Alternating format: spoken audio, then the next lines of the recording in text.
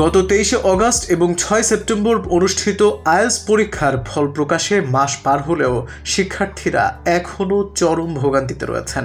ফল প্রকাশের বিলম্বে তারা পছন্দের বিশ্ববিদ্যালয়ে আবেদন করতে পারছেন না।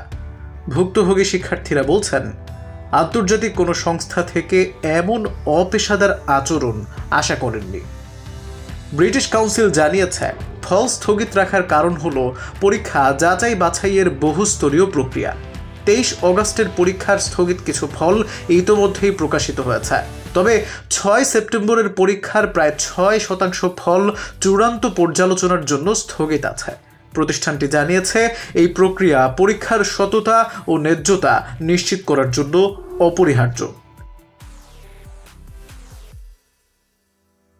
ব্রিটিশ কাউন্সিলের ওয়েবসাইট অনুযায়ী অনলাইন পরীক্ষার ফল সাধারণত 6 থেকে 8 দিনে, কম্পিউটার ভিত্তিক পরীক্ষার 1 থেকে 5 দিনে এবং কাগজ ভিত্তিক পরীক্ষার 13 দিনের মধ্যে প্রকাশিত হয়। তবে বহুস্তরীয় যাচাই প্রক্রিয়ার কারণে প্রয়োজন হলে সময় বৃদ্ধি পেতে পারে।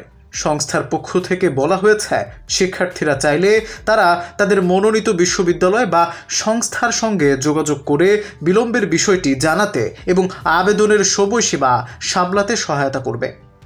ব্রিটিশ কাউন্সিল পুনর্ব্যক্ত করেছে, আইএলটিএস পরীক্ষা বিশ্বব্যাপী ইংরেজি ভাষার যথাযথ মূল্যায়নের জন্য অত্যন্ত গুরুত্বপূর্ণ এবং বিশ্বাসযোগ্য। শিক্ষার্থীরা কিছু ক্ষেত্রে দ্রুত ফল না পাওয়ায় অনশন বা অবস্থান কর্মসূচির কথাও ভাবছেন। এই পরিস্থিতিতে শিক্ষার্থীরা ব্রিটিশ কাউন্সিলের প্রতিক্রিয়ার উপর নির্ভর করছেন। আল মাহমুদ, চ্যানেল 8।